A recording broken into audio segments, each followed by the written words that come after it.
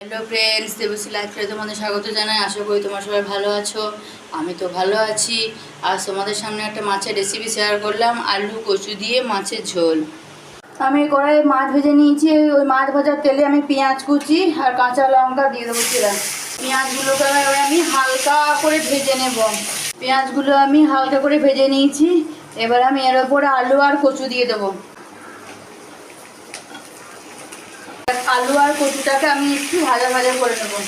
এটার মধ্যে আছে আদা, পেঁয়াজ আর রসুন বাটা, আর আমি সামান্য একটু টমেটো সস দিয়েছি। জিরে গুঁড়ো, হলুদ গুঁড়ো, ধনে গুঁড়ো, কাশ্মীরি লঙ্কার গুঁড়ো, স্বাদ মতো লবণ। দেখো কচুটা আলুটা ভালো করে কষা হয়ে গেছে। আমি এবার তৈরি করা মশলাটা দিয়ে দেবো। মশলাটা আমি একটু কষিয়ে নেব। আমি এটাকে নাড়াচাড়া করে ঢাকা দিয়ে দেব। আঁচটাকে আমি মিডিয়ামে রেখে এবার এটাকে আমি ঢাকা দিয়ে দেব।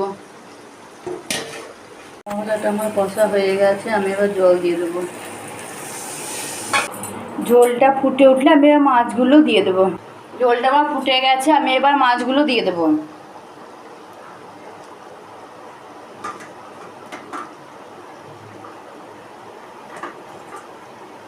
মাছটা আমার কমপ্লিট হয়ে গেছে। আমি এবার নামিয়ে দেব।